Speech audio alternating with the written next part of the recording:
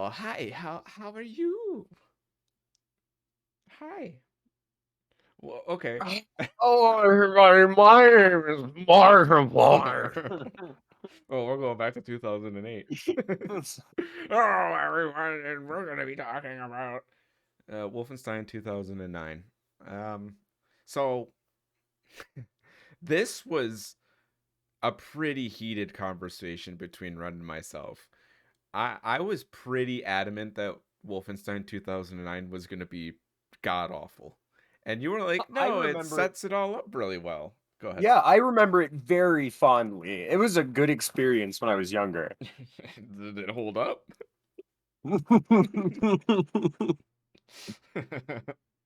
Oh, this is bad. This is a horrible. This is gonna be terrible.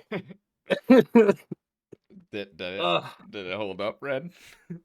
No, it didn't hold up. It didn't hold up at all. It was so bad. It's Call of Duty with a wolf. You know that it is literally Call of Duty. I hate to say that, but Raven Software. What the fuck were you thinking?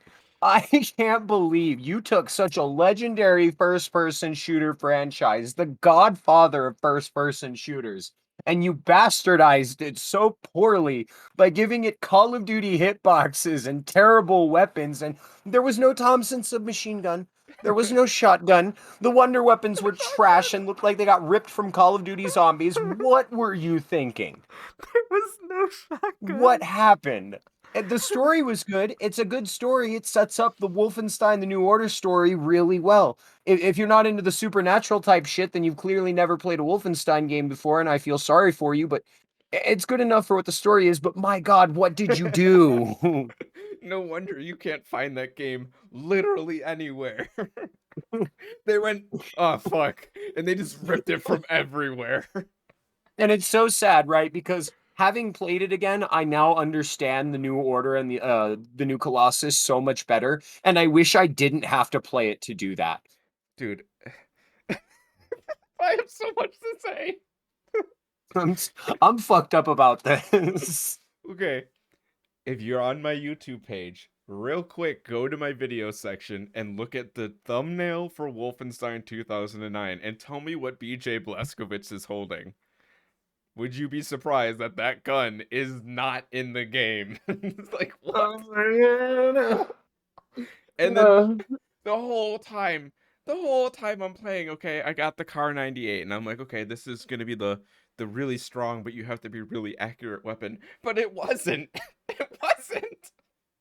It was a mediocre and slow, and I hated it. And then I was like, okay, when will I get a pistol? There's no pistol. I implore you, name one gun in the entire game that felt even a little effective. That wasn't just that thunder cannon thing. I would have to say the STG is the only gun worth I was using. gonna say this. It's the only gun.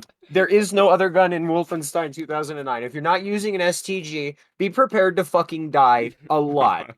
And the first upgrade, the absolute first most important upgrade, save all of your money, get the sights.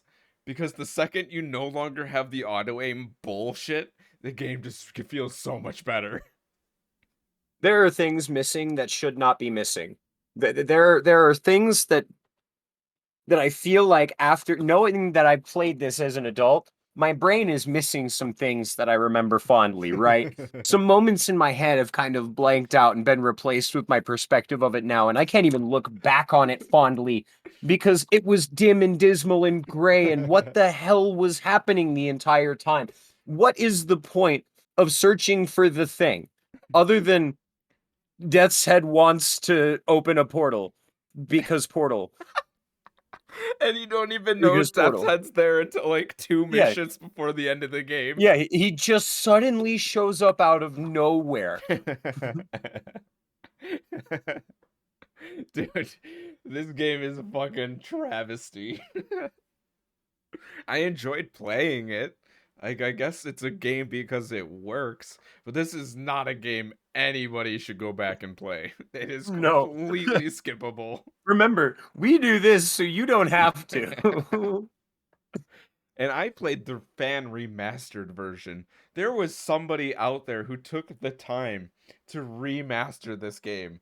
And even then, I was like, this game is just ugly.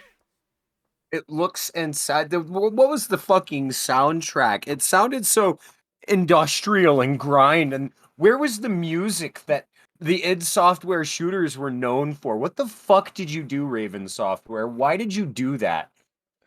I mean, okay, I can see what they were trying to do, but I'm guessing they didn't either have the time or the talent to do it. I don't know, but there's just so many things that are just missing. Pistol, shotgun. w- It was World War II. The It feels Gewehr. unfinished. Like, I would have been so happy if it was just like, I'm running down a corridor, and then he just grabs a Gewehr off of like a dead body and replaces the Car 98 with a semi-automatic rifle at some point, and it You know just what the carried over successors all of my did better? upgrades. You know what the successors did better aside from everything? They What? gave you a fucking a sense of action and high octane anxiety going through the game. Right. This there was the dual wielding for one, which was awesome. All of the weapons that should have been there were there. Like the pistol was a huge part of The Wolfenstein later on the after the fact. Luger! It's one of the Yeah. most important guns. Yeah, if not the most important gun, especially for darker stealth segments, if you're that kind of player. It's I would rather play Spear of Destiny. I would rather play Dark, I would rather play Dark. which we will not be playing for the show. It's not happening. Just It's just no. such a shame. Doom 3, all right, and Quake 4 came out in 2004, and Wolfenstein was missing among the pack because the IP got licensed off somewhere else. And in 2009, years and years and years later, we got both Wolfenstein and Duke Nukem, another set of legendary shooters that should have been good. One of them was mediocre, and the other one was so bad that I feel like everything Raven Software ever did is comparatively a masterpiece. That's sad. They did Call of Duty Ghosts to put that into perspective. Which is a very like split opinion. I think Call of Duty Ghosts was an absolute travesty. I But loved it. I yeah, think it's one people of love the it. great even now, I think it's one of the best games in the Call of Duty franchise, but it's also the Call of Duty franchise. But what the fuck happened in 2009, dude? And They the blew it. oh my god, let's get into this. Hide in the sewers, but there's no connecting sewer system at all. If you go into a sewer, the whole point is to take you to a new location. Then they're like, go on the roofs, but there's invisible walls everywhere and the roofs don't connect. So what Hey, the fuck is the point? you know all of those allies shooting at the enemies while you're running across the battlefield? Turns out they're not actually fucking hitting anything. They're Sucks to be you. And then the second the enemies see you, they just completely ignore the NPCs. They just start shooting at you. So Yeah, even if there are a bunch of your dudes, there could be one Nazi and you will die if you just stand there. yeah.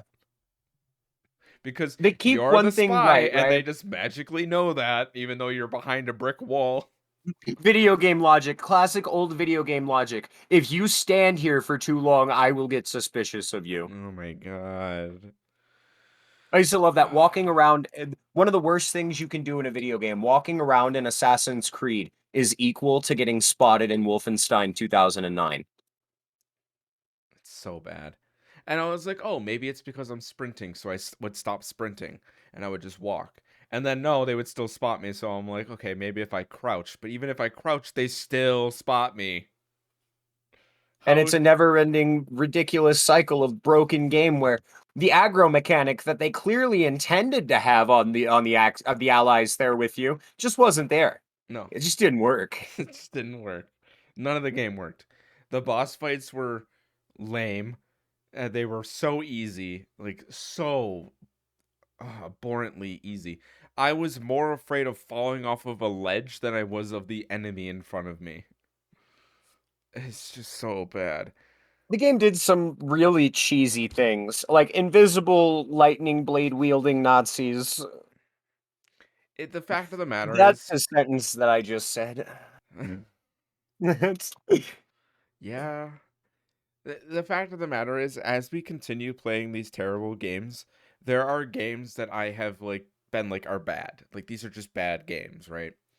In my past, where I'm like Last of Us and Red Dead Redemption. I'm just like these aren't good games. Like they're okay.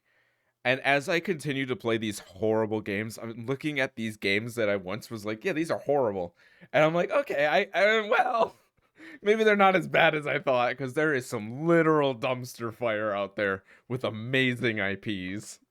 Ah, but dumpster fires are my fucking bread and butter. I felt so at home playing Wolfenstein 2009. If that's the one thing I can give it, I haven't played a genuinely bad game in a long time. And it was really nice to go back to a genuinely bad game to shit on it for a little bit. The There's, last really bad game I played was Stubbs the Zombie. You and I oh differ yeah. on that greatly, Hey, right? I don't think it's good. I think it's funny. I think the remaster was better. Oh They yeah, did a good job absolutely. fixing things. But the original Stubbs the Zombie was a horrible experience, and I hated it. But when I got done with it, right, I was like, man, that was great. That was awesome. I really shit on that game while I was playing that. And that's a big part of the experience, you know. I don't mean to do that to tear down the developers, but the game came out fucking 20 years ago. Right. I'm not gonna not, you know, I'm not. It's my criticism's a little bit late, so I wouldn't take what I say for fucking, No. you know. There are so many games. Like, yeah, so many people are like, "Oh, Jet Set Radio is like this amazing game," and I'm like, "Have you played it? Have you Is it actually really played it? though? It's not that good." And Yeah. like Power Stone is another one on the Dreamcast, and everybody's like, "Power Stone's incredible," and I'm like, "No, it's pretty mediocre. Like, it's a cool game, but it's pretty mediocre." The original God of War series is so good, except for that part where like other games did what it did so much better right after it did it. Eh, Like I'm gonna be that guy and say I prefer Dante's Inferno as a single playthrough game than God of War. I would rather play through Darksiders. Oh, I like both of those games. Castlevania Lords of Shadow, there were better games. Oh my god, They yes. The Wolfenstein just falls right into that same credence of like, yeah, it's playable, you can get to the end, but my god, just don't even just bother. don't. Yeah, it's not worth the time spent getting to the end. You'll be disappointed from the minute you start. So it sucks that some games end up that way. You There, might be a fan of the Wolfenstein series who's seeing this video and discovering this game for the first time. And I cannot tell you hard enough, avoid this game. If you enjoy the series, just do not play this one. just watch my playthrough. It's six Yeah, hours. Just go watch it. watch go watch his playthrough, watch somebody play through it, fucking don't even bother watching a playthrough of it if you don't want to. Just ignore it's an ignorable time. I will tell you, the only thing I did not do in my playthrough was read the intel. I did not bother. Because after the opening scene where I dropped down into the sewers and I popped out and was immediately seen by the enemy, okay, here is a rule of thumb with my content. And I don't even know if you know this, Red. If it is a hour to 2 hours long, it means I'm enjoying the game and I'm spacing it out. As soon as it breaks the 2 hour threshold and goes past 2 hours and 30 minutes roughly, it means I'm not having a good time anymore. And I just want it Wow. to be over. I am the type of Yeah. person to play 2 hours, take a break, get some water, relax for a minute, and then come back to it. And the second I'm just like, I need to get this over with, is when it's 7 hour stream. Yeah. And You know me, I'm somebody who won't even play a game past the first couple of hours if it doesn't hook me. and this is not for all games. Elden Ring, obviously, I get absorbed into it. I fall into the world and I get obsessed with it. Final Fantasy Crisis Core, the final episode, it was because I was so excited for the final episode. Last of Us Part 2 is a 7 hour and 15-minute stream. Mind you, I thought I was only going to be playing for another 3 hours. It ended up being 7 hours. What the fuck? That's a different You did conversation. you did tens of hours in Persona 5 and never even got to finish that one. Right. That was unfortunate, but still Like you can tell at some point that's too much time spent. There's a point where you start to look like you are ready to be done with it. At the end of The Last of Us 2 there, you started looking like you were pretty done with it. I popped in and I commented that. Yeah, I You, was you were kicked back, looked like you were just, going through the rest of the motions, getting to the end, and like didn't exactly have a look of anticipation on your face, weren't really getting up into it like you were at the beginning of it. because much like Wolfenstein 2009, there is a point in which the game should have ended. Like there is a point where there's a cutscene and it sets up a really nice ending and it sets up a really nice way to transition into the next games, but the developers pad it out. And that is exactly what happened with Wolfenstein. That is exactly what happened with Last of Us. When in Last of Us 2, when Ellie and Dina are back inside of the farm together with the baby, Tommy should have been dead. That should have been the end of it. Ellie Games and like Abby had their conflict, end it. Moments like that in games where they pad things out for way too long are exactly why I'm so defensive when it comes to something like Resident Evil 3, which everybody argued padded out the ending during Carlos's segment, but I argued in return was just set on a very short timer because it took a certain amount of time for the event to happen. Right. It's not super padded out. It didn't last longer than it had to. It's just as long as Resident Evil 2 if you play it correctly. And Which is where Last of Us 2, it didn't need 2 it extra hours and 2 yeah, extra playable segments. It didn't need it. Full Metal Alchemist and The Broken Angel Oh, yeah. started to really drag between segments. I went back and I finished that one and it really fucking dragged. Which sadly I don't have a playthrough of on the channel. I wish I did, but I'm not replaying it. And I've got it's a portion of too my total slow. playthrough. Yeah, go check out Red's portion then. It's another game where it's like, unless you're a massive Full Metal Alchemist fan, avoid. Yeah. Or unless you're like a fan of Kingdom Hearts, Yeah. avoid. Yeah. Because, oof, platforming. When one platforming segment takes you over an hour because you keep falling off and having to fight really strong enemies, bullshit. I mean that quite literally. If you're a fan of Kingdom Hearts, Full Metal Alchemist and the Broken Angel is literally a clone of Kingdom Hearts 1, and the second Full Metal Alchemist is almost exactly a clone of Kingdom Hearts 2. Except bad. It's that bad. They're identical. I went into Wolfenstein 2009 expecting to enjoy the experience, and at the end of the day, the what I walked away from it was just like Assassin's Creed Bloodlines. I enjoyed it just because it was horrible. Yeah. The the absolute sheer memery of that game made it fun. Like I had to see it through because they were like pulling aliens out of the sky and shit, and I was like, "What is happening? I need to see this." It got really weird and it got really outlandish and it was campy for what it was worth. It's a funny experience. It this is gonna get me It's in hot funny water. sometimes. This is gonna put me in hot water. It was like watching a South Korean television show. I love Soko TV shows. They're hilarious. Just The acting is primo. absolutely off the wall. Makes very little sense. Man, I am happy that we are done with Wolfenstein for a little while because after playing like Young Bloods, New Order, all that stuff, like I haven't played Old Blood yet. I want to play Old Blood on the channel because it is an important game to my channel. Just after this, I need a break. Like I walked away from it. I was like, I need a break. Yeah, Wow. it's an exhausting experience at its very best. The Game Test remaster, which is the name of the person who remastered it, was really good. It was really really well done. I liked having the 1080p widescreen hack. I liked having the memory expanded to 8 GB and all of that. But visually, it just looked better. I wish the ray tracing worked better, but You that's kind of my fault. I didn't put you enough add hours into 5 it. degrees to a raw chicken and the fucking chicken is still raw. Right.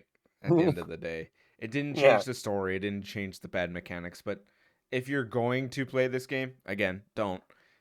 It honestly, get the game test remaster and play it with that, cuz oof, the original is bad. I can honestly say I didn't lose the experience I had as a kid. I'm glad I experienced it the way I did. And I'm also glad I had this experience as an adult, a more objective experience looking at it for what it is and what we have and what it was at the time. And because it reminds me that there are some really shitty games out there. And sometimes you just need to burn a copy of a bad game. I don't have a copy of this, so I'll probably go burn a copy of Pocket Bike Racers or something. I don't know if it falls into that territory per se No, because nothing is as bad as a Burger King sponsored game. I mean, don't play it. At the end of the day, is my ending statement. Just don't play it.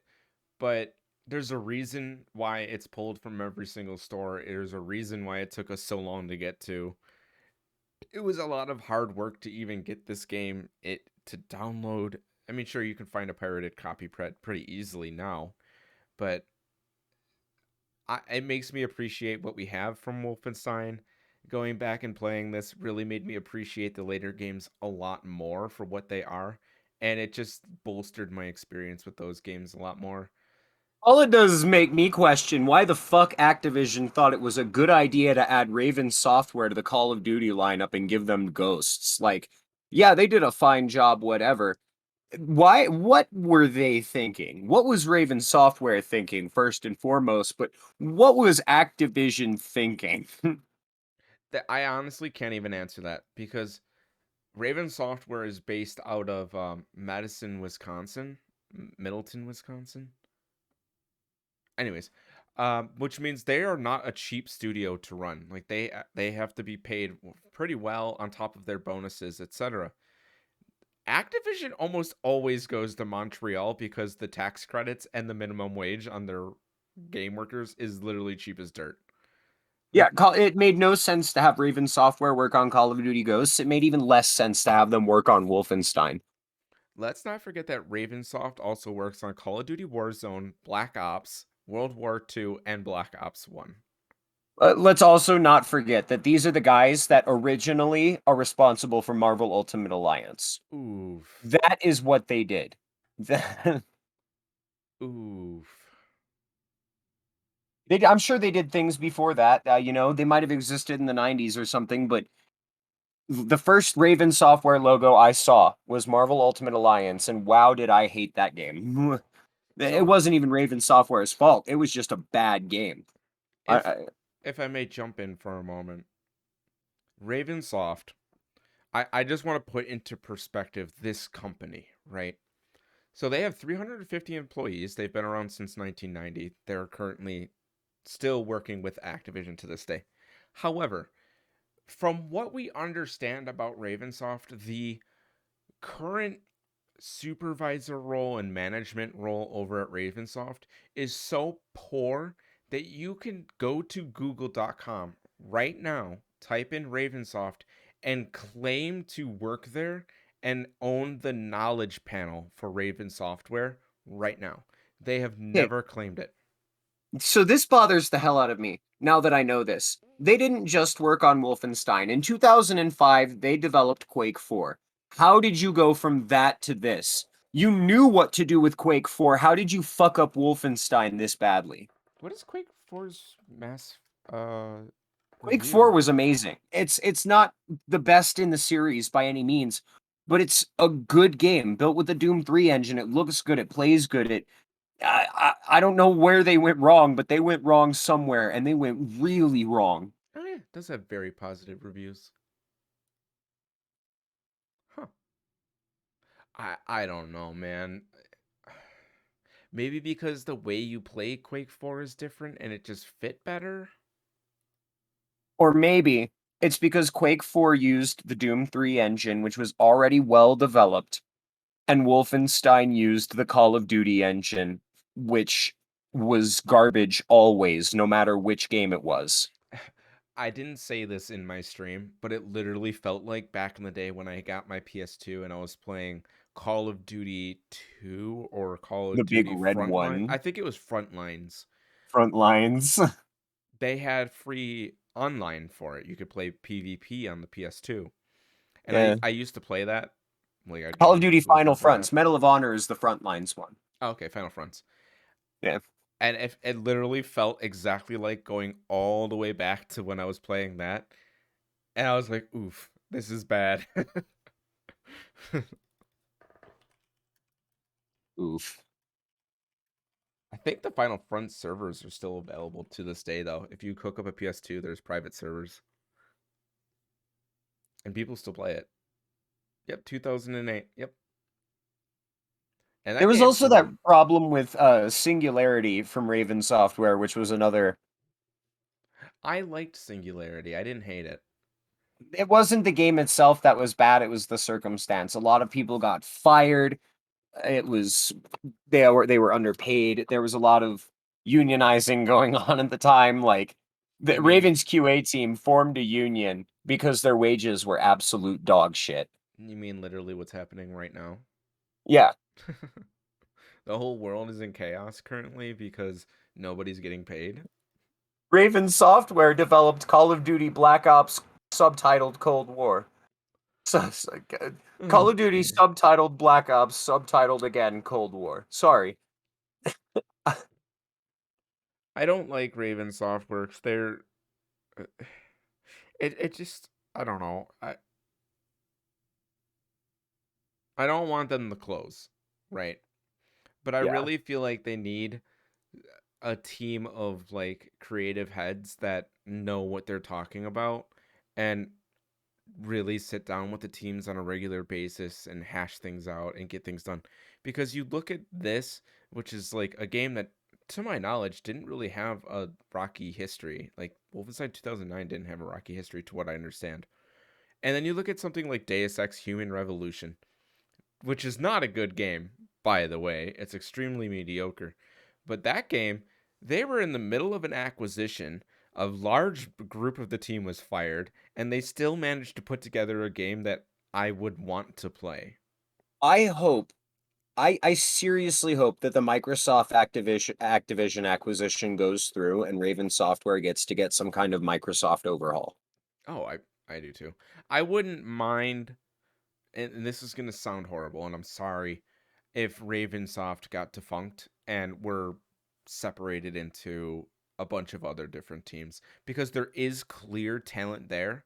It just isn't with that office right now. No. And I Yeah, know there's a that's lot me. of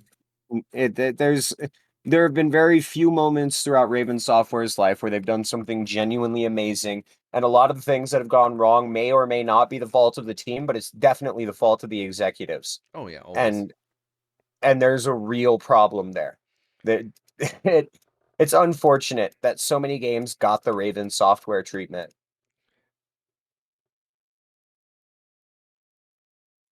And that leaves us that brings us back that leaves us where we that just kind of ends things because outside of it's a bad game, don't play it, sucks to be Raven Software, what more can we say about Wolfenstein 2009? Um do not take anything from this game when developing your own game. There are way better things to seek inspiration from. Play Um this game to know exactly how not to make a first person shooter. like there are special enemies you see twice. All of the fights are gimmick based. There's a boss fight where a girl summons zombies out of the ground, and I thought it would be really hard. Then I realized that you can snipe all of the power panels before she even realizes you're in the room, walk in and just unload the STG into her face before she can even move. Almost every single boss fight can be cheesed with the STG.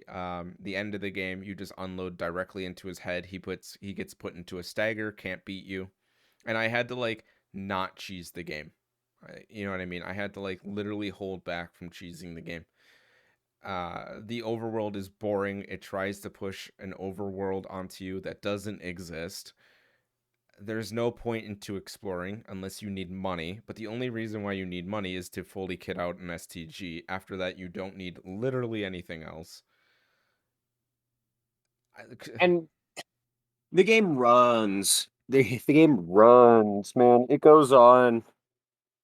And It could have been a 4-hour experience. There's so much shit you could have cut out of it. it just goes on and on and on and on and on and on. It's just like, ugh. Again, it has the same syndrome that Last of Us Part 2 had. It just kept going. Yeah. You just got finished with that, and hopefully you don't have to play another Last of Us sized game for a minute. I straight up said that if they did what they said they did, because they did do it, I will not be playing Last of Us 3. I am not playing it. I have zero interest. They ruined Last of Us with me. I, Unfortunate. and I would like to do a quick podcast with you and just talk for a moment because I have a lot to say. Go for it. We'll make this a duo. Okay, if you We want did this The to be Last a of duo. Us. Yeah. Last of Us Part 2. Okay, let's go ahead and settle now because my brain's currently on that. Last of Us Part 2 could have been incredible, right? It could have been this super emotional, grief-riddled, depression-riddled conversation about social aspects of life and dealing with loss and trauma, but instead it's a story about revenge with those tropes all pushed to the side. And it's sad. It's sad to see because in the beginning I was like, there's so much potential, right? I was like, oh, Ellie's playthrough is great. I am enjoying what's happening. And then I killed one of Abby's friends, right? And I was And like, ugh, why? all of the emotional connection that it tried to build with you during the first game and the first experience is just out the window. It's gone. Right. It's not there. And I love Jesse and I love Dina. I fucking hate Ellie and Joel. I hate Abby. They're all garbage human beings. They are so horrible to everybody around them. They have no awareness of what's going on. They have no understanding of the emotional impact of themselves. They're so self centered. And I just can't. I can't. And when people are like, oh, I feel like I'm just like Ellie, I'm like, no, no, you're not. Trust me. You are nothing like these people. They are just bottom of the barrel garbage people. They are not likable at all. Yeah. Don't want to be like them. They're terrible characters. They would be terrible people. And they make their stories all ungo throughable Right. is a good way to put that. And there were so many moments like with Abby where I'm like, oh, I like Abby now. And then Abby would do something horrible and I'm like, oh, I can hate a character like James Sunderland and also still love how Silent Hill treats him. but the There I go, fucking talking about Silent Hill again. with Silent Hill 2, you're not supposed to like James Sunderland. That's not the point. But Yeah. with The Last of Us, they're constantly trying to make us like Joel. They're constantly trying to make us like Abby and Ellie. But they're just not relatable people No, at yeah, they're all. demoralized shells of human beings who are pissed off at everything because the world ended. Right. Like, where there's no sense of humanity anymore. All of the sense of humanity that once did exist has been officially fucking thrown out the window. Okay, so let's get into this because this is heavy shit. You have the Joel and Abby or Ellie conversation that are occurring in these flashbacks, and the whole time, like Joel's dead. We know Joel's dead. Ellie's traumatized. She's struggling with this, but she treats Joel like ass the entire time.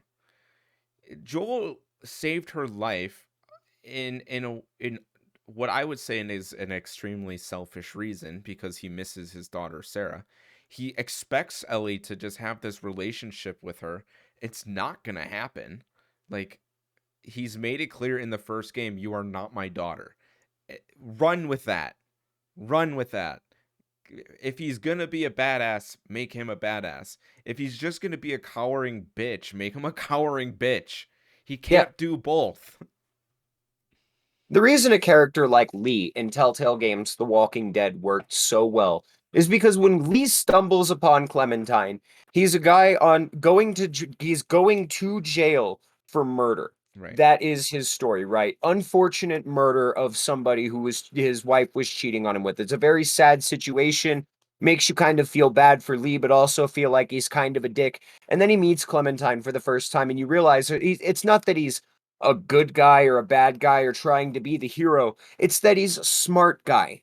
Right. He They plays the entire game like a very smart and compassionate guy. and then, if I may, at the end of the game, there's a cutscene where Ellie literally says, "I was supposed to die in that table. They were supposed to find a cure." Right? Yeah. And I was like, "Yeah, yes, that would have been a better ending." You want to know what would have made Last of Us Part 2 just that much better? If near the end of the game you found out that Abby had been researching all of her dad's work and understands how to produce this vaccine and finds a way and is like, "Wait, you're the immune girl? You're the one that traveled with Joel? Wait, we can't fight, blah, blah, blah." And they try to, like, there's a huge fight scene, but you're not allowed to kill Ellie and things like that. And the whole time they're screaming at each other to stop. And Ellie's just like, "No, I'm gonna kill you for killing Joel." There would have been so much more emotional impact in this defensive arts style ending because Abby can make a cure without killing Ellie, and the whole struggle is this massive misunderstanding and revenge quest that turns out to be Okay. something so much better. So, my perspective on this, right? I didn't play the game. I just watched it. I couldn't give you perspective on gameplay, but I paid attention to the story fairly well. My entire perspective is if they ended The Last of Us 1 with Ellie dying on the table and them finding the cure, they could have made The Last of Us 2 an entirely new game all about the rebuilding of society. And you know what? It could have been pretty much the same fucking thing Or with anybody else. Or let me throw another twist and curveball at you because it took forever for them to make Last of Us Part 2. The cure fails. Yeah, Ellie that would have been a dies in fucking vain. incredible. Like, that would have been a terribly sad way for that to happen. It would have made for a good sequel later on. They didn't have to kill off Joel, but they did fucking anyway, right? Like, He could have oh, just continued to be the protagonist, but that just wasn't the way it was going to be. They could have picked anybody else to be it could have been an anthology and it would have been a better sequel. they're But dude. like Let's but get like into they're this. bad. They're both bad anyway. What if Ellie died, right? Let me just throw that out there. Ellie dies, the cure fails. Joel feels some form of extreme guilt for his actions. So he stays in Jackson with Tommy, and then one day he ups and leaves, and he's like, "I can't do this." And he goes and he looks for the fireflies, and then he's being hunted by the fireflies, and he's being hunted by these different gangs. And the whole time he's like, "No, I have a greater purpose. I have things I have to do." So he's fighting them all off, trying to get to the fireflies to pay for his sins and be like, "I'm so sorry because of the things that he's done." But he tries to find Abby's father and then teams up with Abby, and they go on this massive adventure to find somebody else who is immune because the father is alive. And that redemption arc is what they wanted to do with the first game with Joel, kind of. They wanted to present him as this guy who's a piece of shit who kind of gets a little bit better over time, and that's just not what happened. They didn't portray that well. And if they wanted, they could have used this opportunity to do that exact redemption arc way fucking better. It's just like, Way fucking better. let me put this in perspective of real life for everybody, okay? There are people in your life that you do not like, and that is okay. But they are not shitty people. There is a big difference between the things that Joel has done, which is literal mass murder, and regular people. I can be emotionally connected with the events that Joel is going through with Ellie, as well as the events that Ellie is going through with Joel in Last of Us Part 2, but still recognize and dislike Joel as a human being. I don't have to like him, I can just connect with him on those emotional levels because we're both humans. But Yeah, you cannot convince me he is a good person for the things that he's done. It's impossible. I will yeah. not. I harken back to the Walking Telltale Games, The Walking Dead. You see Lee do all of these things and go through this massive redemption arc, trying to get through with Clementine and shit. And the whole point is, Despite him being smart, despite making your own decisions, despite any way it might go, he's still a piece of shit. He murdered somebody who slept with his wife. Right. He is a murderer. That is a fact. And it's worth remembering while you're going through the game. It's It something that they totally dropped off after the first episode and they forgot about, and it made all of the ones afterward way pointless. it's just like the Abby story arc. It ends up being ultimately nothing. Like, in my opinion, Abby threw her life away. Like, everything that Abby did up to that point, where the ending cutscene where you fight Abby in the water, was a wasted potential. She was the son of a doctor. The only doctor that knew how to create the vaccine, from what we've been told. And you're telling me all she cared about was getting swole and fucking Owen? That's her entire personality? And killing Joel? Why is Mel the one that was studying underneath the doctor? What does Mel have to do with it as Owen's new girlfriend that's pregnant? It would have been better to have maybe Abby gets pregnant with Owen's kid, and then Ellie decides not to kill Abby because Abby's pregnant and so is Dina. And This is the problem, there's right? so many better options. This is a generalized problem with everything that begins its story trying to become a franchise. If you start at the beginning expecting to franchise out, you're going to leave yourself with more plot holes than a fucking desert that kids have been digging in for years. Right. And again, like, the fact that my last episode is 8 hours and there is another 9 to 12 hours of content before that episode, on top of that, a whole nother game, is not good. It just tells me that you wanted to rush the entire story into one game, and it was not well represented at all. You could have broken up the Abby story, you could have broken up the Ellie story into more games, and it would have been okay. And you could have fleshed it out and really worked on the story and told us a more comprehensive story, but you didn't. The gameplay is fine, the mechanics are fine, the world environment is fine, the horses, the character development, I all would that's argue from fine. what I saw, the gameplay looked a little bit better, but that's just me. It's because I played on a TV. That's the only reason. I wasn't playing through a capture card. Was it literally the same thing? Exactly. Identical. Oh my god. The mechanics for the RPG elements of the medication and stuff like that was not that robust, just like the first one. The weapons didn't feel that good, just like the first one. In You fact, want a better fucking stealth action third person shooter that's worth playing that came out around the same time as the first Last of Us? Go play The Evil Within, a game that was slept on so fucking hard because of The Last of Us. right, right. And I'm not here to deprecate on The Last of Us 1 because I already stated I like The Last of Us 1. In fact, I would say go play The Last of Us 1. It's a good game. It's fun. The story is emotional. There are Having tear-jerking this moments. conversation now, I would say go play the first one, ignore the second one, and once you've played the first one, don't go back to it because it's likely just a one-time Oh, experience. absolutely. In fact, I would say just watch it. Watch Yeah, somebody just play it. watch it. It's a movie more than it is a game, right? Yeah. Which is a critical flaw with many of Sony's fucking products. They don't produce video games, they produce interactive movies that look like video games. Uncharted, the movie, was an incredible movie, and the video game should not exist. I mean, it's one thing to look at like the old Metal Gear Solid games and be like, "Oh, Kojima really just made all these massive cutscenes." Because there's like a cutscene that's like almost an hour long in Metal Gear Solid, if I'm not mistaken. But the Yeah. difference is Kojima actively stated he wanted to be a film producer. His games were not supposed to be games.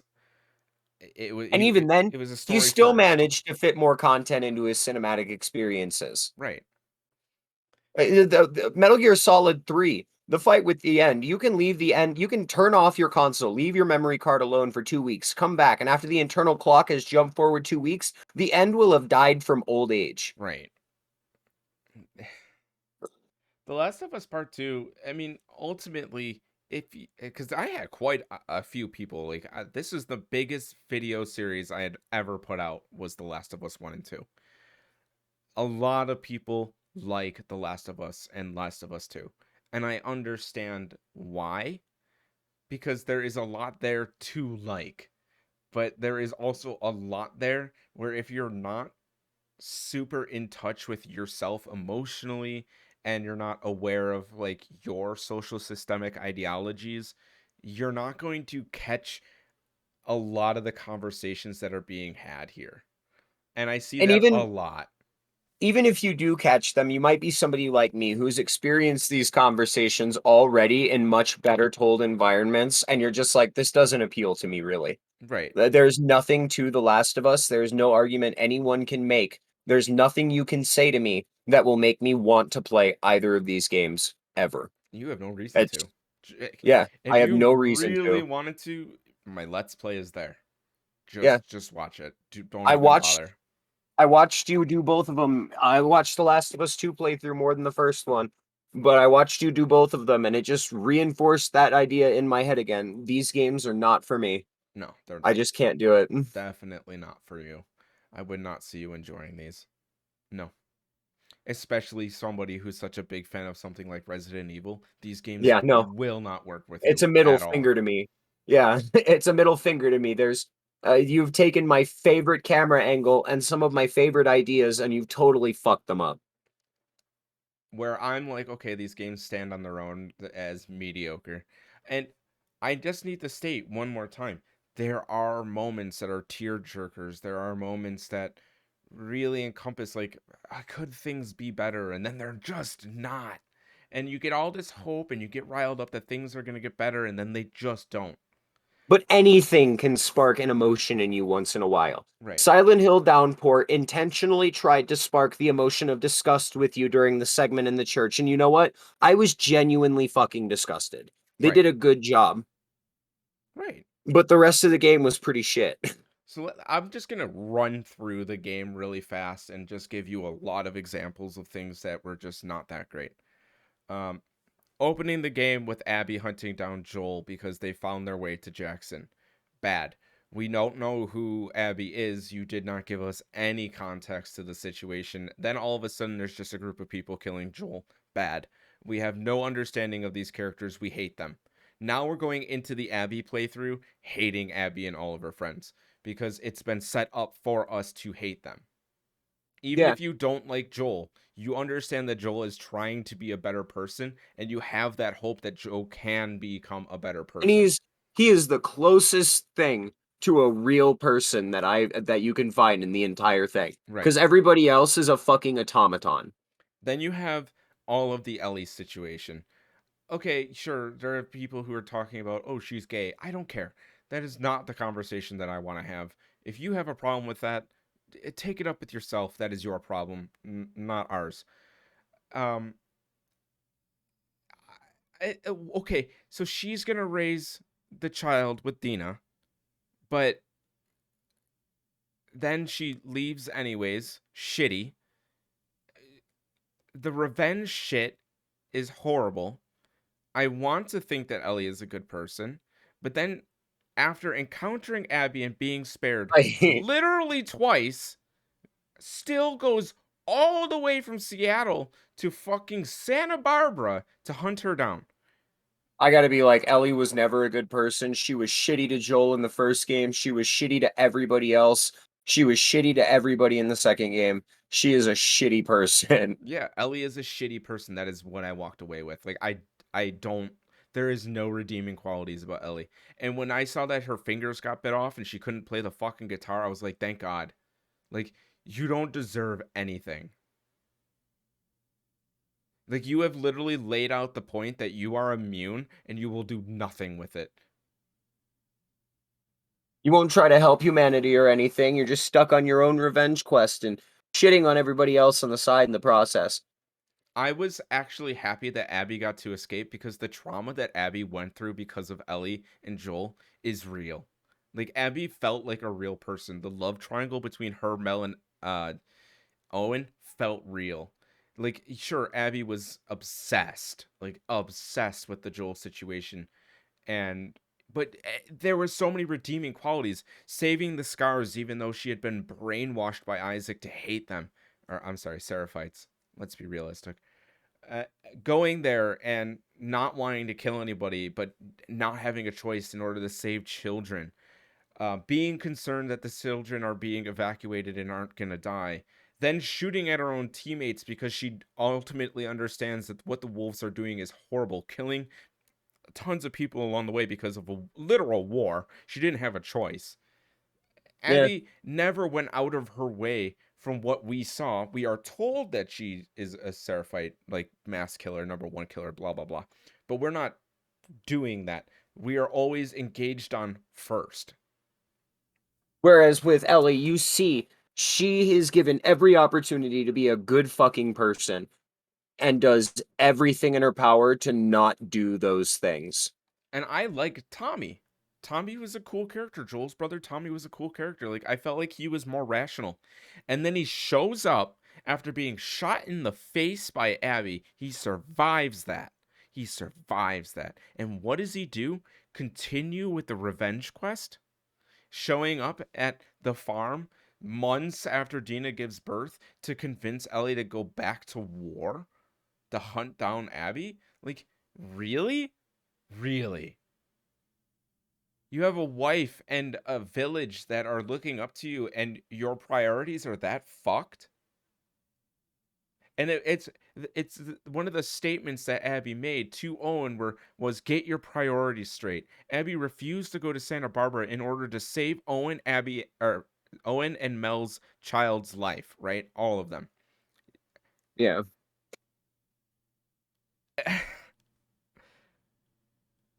And then Ellie kills them. Like, not even a conversation. Owen was like literally trying to have a conversation. He was like, "No, I don't want to do this. I'm trying to leave. I don't want to be a part of this. I don't want to die. I have a child to raise." And what does Ellie do? Kills them. It doesn't make me feel good as a player. I don't want to walk from a game feeling like literal shit. Even if you're trying to tell a sad story, you can tell a better sad story. Yeah. And don't make your fucking protagonist the villain, dude. Really. Unless you're intentionally pointing out that your protagonist is the villain, don't make your fucking protagonist the villain and then try to make us like the villain. Oh no, the story is it's complicated. It's not that straightforward. Fuck that. It is No, that it is that straightforward. straightforward. Yeah. You see Ellie do these things. It is 100% that straightforward. Ellie chose to go to Seattle. She left Jackson to go to Seattle. That was a decision, a human decision. So you cannot convince me that Ellie is not on some revenge bullshit quest. She refuses to recognize the shit that Joel did. He was a bad person. But he is also the only reason she's alive to continue being a piece of shit. Right? And Right. she doesn't recognize that at all. Because she sympathizes with the events that Joel had to go through and thinks that's the way that she should live her life because she was like 12 years old when all of that went down. She can't Yeah. rationalize it. She's traumatized from it. They literally show her traumatized. They show Abby traumatized. Abby straight up in some moments has points where she regrets what she did to Joel, but understands that Joel was such a piece of shit. He deserved it. Which I don't condone murder in any sense. Trials, you know what I mean? Like he should have been jailed and trialed for the things that he did. That's how real society works. So obviously my ideations are going to factor into how I view the situation. But man, I like Abby at the end of the day. Like her trauma, her relationship troubles, it's all more human. I don't like the way she handled her life. I think she wasted a lot of her life on obsession, even when it comes to Owen. Like she clearly has obsession issues, but like, man, To spin your point a little, I think you wasted some time out of your life playing through both of these games. I had to. I think you're going to walk away from these, and in a year or two, you're not going to have anything from them that is significant to your opinions anywhere else. It won't have changed any perspectives. They'll just exist in the cloud of nothing You that want have that's continued to accumulate. you want to know what these games did for me? And this is dead honesty. I'm a better game writer for it. You know what not to write now. You know how not to write your characters. There are things that I was gonna do with Last Particle that I don't want to do now. I can see how it won't work. Th- there is so many things that I walked away from this and I said, man, I had that idea. I would have done something like that, and now I won't. I'll change Because it. you've seen it in execution, it just wasn't nearly as good as it sounded on paper. Right. I would have loved to go into their draft room with a big red X or a big red marker or whatever and just crossed shit off constantly. Like, don't need that, don't need that, don't need that. Ellie does not need to go all the way to Santa Barbara to fight Abby. She can let go. She can tell Tommy, no, I'm raising this child. Cross this out, cross that out, end the story here. Last of Us Part 3, give us a new character. Don't make a Last of Us Part 3. Just don't. You didn't need to make a Last of Us Part 2. I mean, you did. For the market, they demanded it forever, but now that we have Part 2, don't make a Last of Us Part 3. You have dug a hole so deep writing terrible characters, trying to convince the players to like them, that any deeper, and even the people who are still dedicated to enjoying these games and liking these characters will come out of them like, no, Bro, this is shit. These people suck. I bro, can't believe this shit. the people who swear by The Last of Us, right? They're like, oh, The Last of Us are great. They are people who probably also think that the Assassin's Creed games are incredible. They're the same people that think Far Cry 3 was the peak Far Cry. They're console fanboys who have never explored actual gaming. Oh, that's sad. Right. And I don't mean to generalize, and I don't mean to have a broad stroke approach to this, but that's how I feel. Being a PC gamer, somebody who has literally thousands upon thousands of games installed on their computer, access to whatever they want to play, playing this was not worth my time. There are just indie games that are doing it so much better.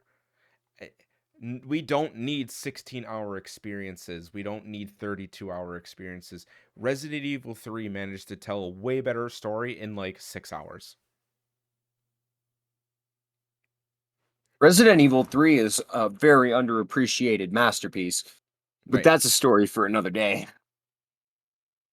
And I thank you for listening because this shit was bothering me. And I don't hate The Last of Us Part 2. Like, if you want to play that game, just play it for the stealth, play it for the crafting, play it for the difficulty, like put it on the highest difficulty, things like that. There's a lot of shit that you can just skip. Explore the world. It's very pretty to look at. The music is good. The voice acting is good. Right, not a complete travesty, just No, a poorly written fucking time. it's just a mess. And whoever wrote it, I don't know if it was Neil Druckmann. I know he directed it. I like Neil Druckmann. I think Neil Druckmann has talent. He just doesn't have the team to fully flesh out his talent. And he could be an asshole. He could be one of those terrible directors that yells at his teammates. I don't know. But my biggest advice to him would be listen to the ground floor. Listen to them. We a great example is when I started talking about Last Particle and my writing and everything. We have had some heated conversations, Red and I, over this game. We have had some very aggressive conversations over how things should be handled. But at the end of the day, Red respects my side and I respect his side. And if he makes decisions, I'm not going to scream at him for them. I'm going to attempt to experience them the way that he has fleshed them out because he is the game developer. I am only in a writing, mechanical, and direction role. That is it. And it's always good to have outside perspectives. We talk to our friends about these things. We talk to strangers. We get perspective on some ideas because that perspective helps. Don't treat your fucking QA testers like shit Oh if my you're a god. developer or if you're a writer. I'm telling you, those guys are the guys that will make or break your experience. You treat them like shit. And do you know who's not telling you where the bugs in your game are? Your Me. QA testers. You're going to release a broken fucking game because you treated them like garbage. We had this conversation about Wolfenstein. Raven Software had their QA testers unionized because of shit pay. And you know what? That is a good thing. It is. That is a good thing. I They, I'm so happy that I'm out of QA work because no longer do I have to worry about other people telling me how to play a game or how to feel. I am allowed to be a freelancer and approach my QA work, and even if I'm not respected, it doesn't matter because at the end of the day, I don't work for you. yeah. You hired me They're to do a paying you job. for perspective, Hmm. and if they don't want to take that perspective, then tough shit. Quitting QA work was one of the best things I could ever do, and it's allowed me to create this podcast where I get to explore things in a more rational sense and not have people looking down on me because I'm a QA tester, because I'm not a dev, because I'm not. But I know all these things. There's a reason why. Oh, so frustrating. Bothers the hell out of me too, bud. But with that, go check out Red's channel. You have content in the works. You keep saying some And secret that little button projects. down there, that's to hit Zeph's channel. Go check that out too. And that like button thing there. And there's a we forgot to mention this last time. There's also a bell icon Oh that'll yeah. notify you when new videos go up. That's a pretty nifty little thing there. Oh, and since I don't record everything, only the podcast gets recorded, and some VR content gets recorded. That means every episode, unlike other people who do Patreons, you can actively participate in the stream for the channel. Come check out Zeph. He is one of the only YouTube streamers I've seen stay so dedicated to the platform since coming over. And it's amazing to see just how into YouTube streaming it's become. He spends hours working on the shit. This dude is a legend. Thank you. There's more content here on this channel. Go watch it. There's so much content. Just in playlists alone, I think I have like 32 current full Let's Plays available. Yeet. Like, but if you're looking for comedy cuts, memes, weird games, go check out Red, subscribe to Red, hit the bell icon for him because his stuff is just when it drops, dude, it's so fucking funny. I like to heavy edit stuff, you know. I like to cut things out, make things entertaining. I am an entertainer at heart. And we've mentioned this before for the last few episodes of the podcast. Obviously, I'm live streaming it. Red has already stated in the future when he plays them, he will be recording certain spots and be putting together his own compilations for the podcast. So that will be a thing way later. Who knows when? He's got other projects that he's working on. I'm not rushing you. Do your thing, homie. You have no what's the word I'm looking for? Reason, I guess, to rush anything out. Yeah. I make content that I enjoy because I fucking want to. So I'm gonna end this stream. Goodbye, everyone. Bye.